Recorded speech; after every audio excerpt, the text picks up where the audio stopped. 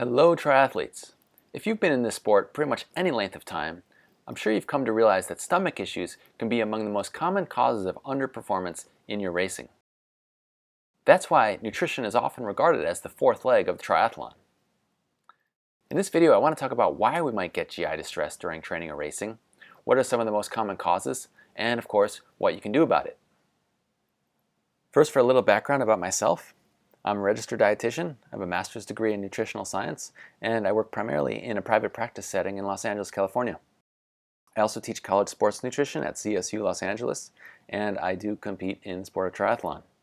I'm lucky enough to work with a lot of really fantastic clients, ranging from Olympians, national champions, state champions, people trying to qualify for Boston or Kona, as well as people just trying to complete their first triathlon, their first 5K, or just generally be healthier. And I'm going to be sharing some of what I do with these people with you in this talk. So to start with, GI distress is extremely common. It can affect anywhere between 30 and 90% of athletes depending on the type of race, the conditions, the type of study, etc. So it's extremely common, and you'll only be able to solve the problems for yourself if you understand what some of the causes are. So this might look a little overwhelming at first, but this is my current working mental model for GI distress, and we'll talk through each part of it so we understand what's causing some of these issues. So on the left we see exercise. So just exercise alone, there's the mechanical stress on your body that can potentially cause GI distress, particularly when we're talking about running. As we look to the top of the left column, we see elevated core temperature, so that's going to happen while you're exercising. If we go down to the left, we get progressively dehydrated. At the same time as we're getting dehydrated, there's also this hypoperfusion. Basically, there's a lack of blood flow to the gut. If we look to the right, there's also some gut bacteria that changes during exercise. And all these things can then lead to something called leaky gut, which again we'll look into more deeply in a second. The leaky gut then can lead to something called endotoxemia. Basically, there's toxins that are in your blood that shouldn't be there. And the research currently is a little bit unclear about how this connection works, but there is definitely a connection there. At the same time, NSAIDs and even gluten in some people can cause leaky gut, which again then leads to this endotoxemia. On the right, we see stress and anxiety. So just that alone can lead to altered gut motility, which can affect absorption and GI issues. We have fat, fiber, and protein, as well as the wrong type of carbohydrates that can also affect our absorption and again lead to GI issues. Now, GI distress is really a blanket term. There's upper GI and lower GI and different symptoms, but for the purposes of this talk, we'll just group them all together as some type of issues. Could be acid reflux, it could be diarrhea, or anything in between. So we have this term leaky gut, which is a little bit gross sounding. What we're looking at here is the inside of our intestine. We see these little fingers. This is where nutrients get absorbed. And then you see healthy tight junction on the right and faulty tight junction on the left. So the healthy tight junction, they're effectively the gatekeepers, and they should keep things that should be inside the gut, and the things that shouldn't be let through, they won't let them through. Now, when you see that open up, like on the left here, the faulty tight junction, we see that there's things getting through into our bloodstream that shouldn't be there. There's this concept of competing demand. When we're exercising, the blood flow has to go to the skin to cool ourselves and the muscles to deliver oxygen. And so, of course, it's got to come from somewhere, and there's this term called splanchnic hypoperfusion. Basically, that means there's a lack of blood flow to your gut. And there's as much as an 80% decrease in blood flow to the gut because, again, it's being needed by the skin to cool ourselves and for your muscles to deliver oxygen. So you can imagine then, when there's a lack of blood flow to the gut, these tight junctions cannot work as well and things can get through. So we have this tug of war going on between our muscles and our skin for blood flow. And at the same time, we know we can't generally absorb as much fluid as we sweat out. So there's always going to be some progressive dehydration going on. We try to reduce that, but you're going to be accruing a fluid deficit as the race goes on. What happens to our heart rate and our digestion as we become dehydrated? Well, you guessed it, our heart rate goes up and our digestion effectively goes down, partly due to the lack of blood flow to the gut and again the gut barrier function. Now let's jump over and look at carbohydrates. So consuming the wrong types of carbs or the wrong amount of carbs can affect a number of different things. So there are many types of carbohydrates, but let's look at the key ones that are typically found in sports drinks. So we have glucose, also known as blood sugar. It's the only carb that can be burned by our muscles, also found in potato as starch. We have fructose, which is found in fruit sugar. We have sucrose, which is one glucose and one fructose joined together. We have maltodextrin, which is anywhere between about 5 and 20 glucose molecules linked together. Now, this is important because we want to know how they're absorbed. Well, they're absorbed essentially via taxicabs. So we eat carbohydrates, goes into our stomach and into our intestine then, and needs taxicabs in order to get through to our muscle. Technically, they're called glucose transporters, but let's call them taxicabs. So another look, imagine if this is the inside of your intestine. We have glucose going through taxi and into the bloodstream. Now, if you're consuming less than about 60 grams per hour, it really doesn't matter what types of carbohydrates you consume within reason, meaning pretty much anything you're going to find in any type of sports drink or sports gel or chew is going to be fine. And you don't really have to worry too much about the different types. That's because there's about a 60 gram per hour limit to glucose absorption. Now, if you consume more glucose than 60 grams per hour, well, just think about what happens if you're waiting in line at the airport or waiting for a cab. If there's 60 cabs per hour and there's 60 people per hour, no one's really waiting that long and everyone's happy. But if you're in a line like this and you really want to get somewhere, well, you're going to start getting unhappy. But now let's look at Kona, the Ironman World Championships, and see what people were taking in.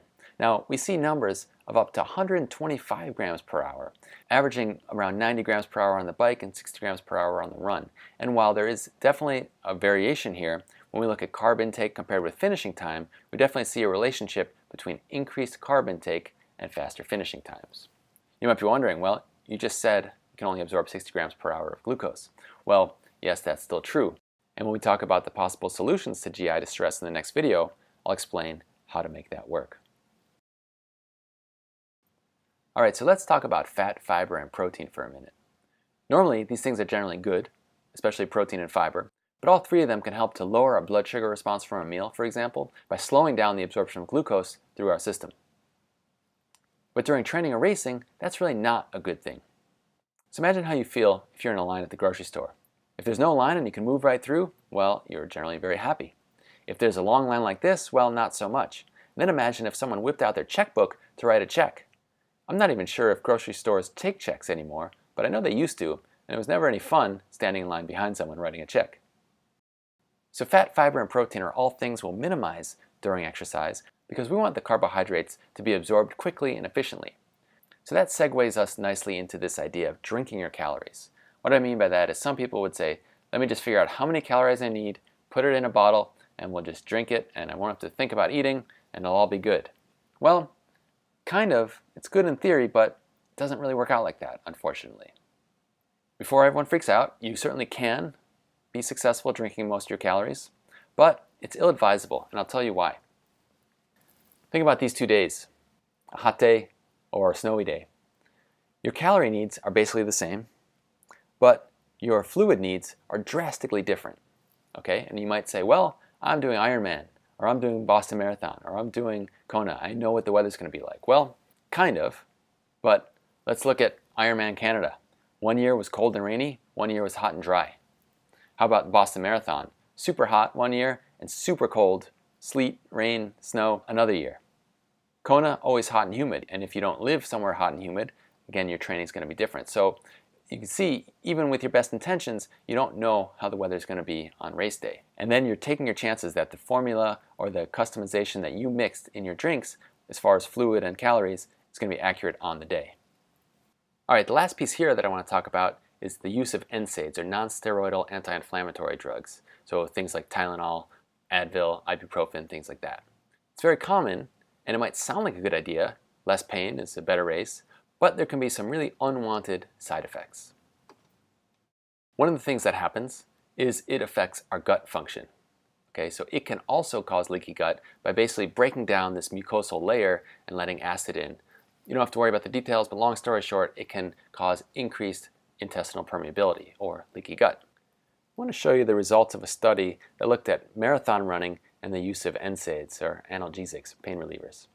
So along the bottom, we see incidents of gastrointestinal cramp, cardiovascular events after the race, cardiovascular events during the race, gastrointestinal bleeding, and hematuria, basically blood in the urine. Now the red bars are the group using the NSAIDs, and the black bars are the control. And you see drastically higher incidence of all of these things with the use of these pain medications compared with the control group. This doesn't mean this will cause this in you, but it certainly should give you pause for concern. Okay, so wrapping this section up, the big picture, and I know I glossed over a lot of things, and really this is a simplified model, but I wanted to give you the big picture overview of some of the primary things that can contribute to GI distress. So we have this mechanical stress when you're running in particular. We've got an elevated core temperature, which leads to dehydration, and at the same time a lack of blood flow to the gut. All of these things can lead to a leaky gut, along with NSAIDs that people might be using, potentially gluten, which I didn't mention, but in some people, gluten can also open those tight junctions. Again, not in everyone, but in some people this is definitely a thing. And then leaky gut can lead to endotoxemia, basically things getting into your bloodstream that shouldn't be there, and this is associated with nausea and a lot of GI symptoms. At the same time, we have stress and anxiety, so the mental aspects can cause issues. We have the wrong types of carbs or the wrong amounts. We have too much fat, fiber, or protein, slowing down absorption and changing the gut motility or the way things move through our GI tract. And these can all lead to impaired absorption. Now the obvious question must be, what the heck can I do about it? Well, there are a number of solutions, and we're going to talk about them. I like to break them down into three main pillars. We have things that we can do during training, so these are in the months or even years leading up to a certain race. This can include gut training with carbs and fluids, pre and probiotics, glutamine, heat acclimation, and colostrum. We have things we'll do during race week, so things like a low FODMAP diet, low fiber, carb loading. That happens in the 4 to 7 days prior to the race. And then we have the race day itself. So having the right fueling plan, adequate hydration, things like ice chunks, facial spray, and mouth rinse can all be beneficial. So what I'm going to do in the next video is go more in depth with each of these things and talk about how you can put them into practice.